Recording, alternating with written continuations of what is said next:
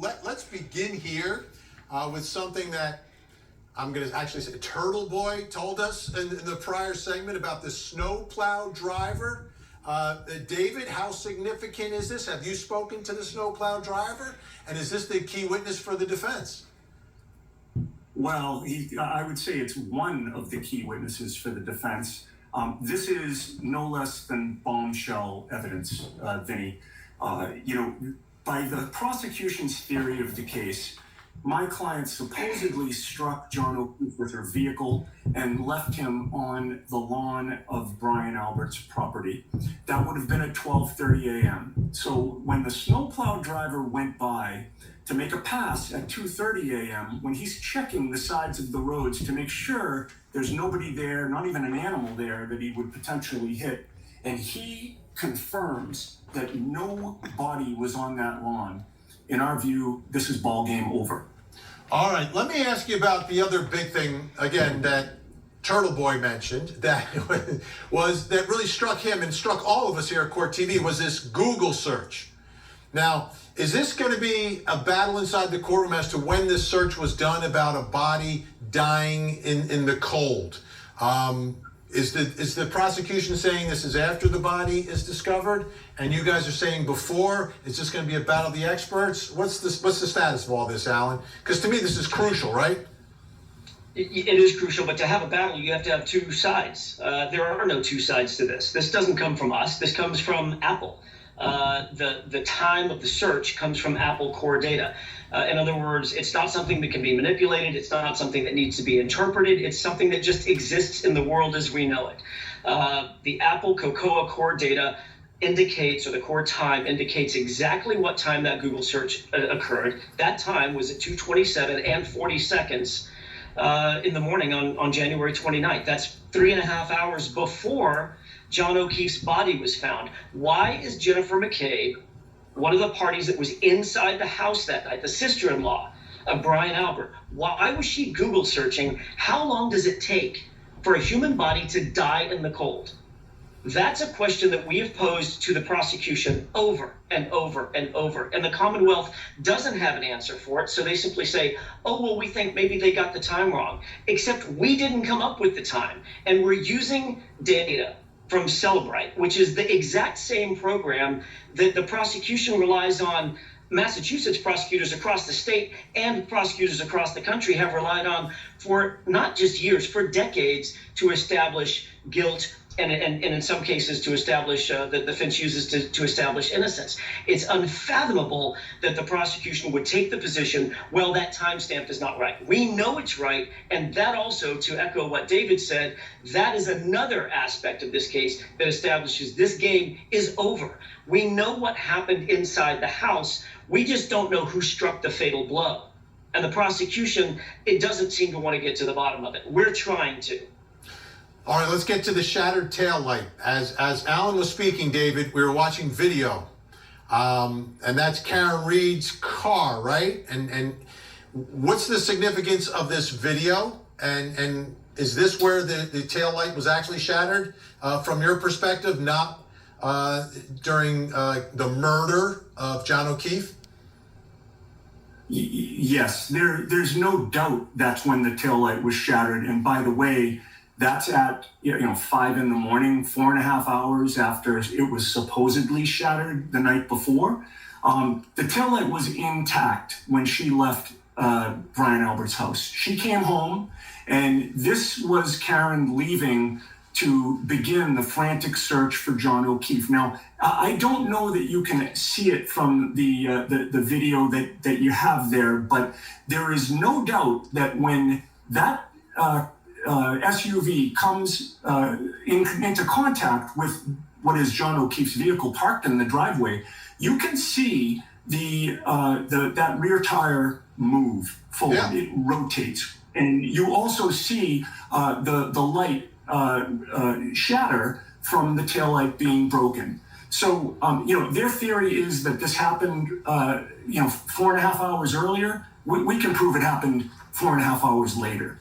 Okay, how about this, Alan Jackson? Is there going to be a paramedic coming inside that courtroom and saying that they heard Karen Reed, your client, say, I hit him, I hit him, I hit him? I don't know who's going to come into court and say what. I mean, it's very easy for the prosecution to stand up and make all these sort of grandiose claims, these fanciful claims about what they think the evidence is going to show. I can tell you this. There's going to be no reasonable evidence that she ever confessed to hitting John O'Keefe, because she didn't. Could she have questioned, oh my God, could I have hit him? That's a reasonable thing for a person in that circumstance to say. It's a reasonable thing for a person in that circumstance to wonder. She's sitting there. The last time she saw John O'Keefe alive, he was stepping out of her car, walking up a driveway, walking into a doorway in a house that she wasn't familiar with. And several hours later, she sees his body outside in the cold, dying, right, taking his last breath, and she's trying to jump on him, make sure that he gets some warmth in his body. She's trying to give him CPR. Keep in mind, she was absolutely, utterly frantic at that point. Could she have said, could I have hit him? That is a reasonable thing for her to have said. It's a reasonable thing for someone to have overheard. But keep in mind, I don't know what the paramedic's ultimately going to say. Everything that comes from that paramedic is coming through someone that's involved in John O'Keefe's murder. In other words, Jennifer McCabe, others inside the house, they have a connection. They have a relationship with that very same firefighter or that paramedic. That's why this is all very suspect. If the only thing that the Commonwealth has to rely on is some supposed statement, oh my gosh, could I have hit him? That's not enough to base a prosecution on. That's desperation. When every single other piece of physical and circumstantial and direct evidence points the exact opposite direction, to the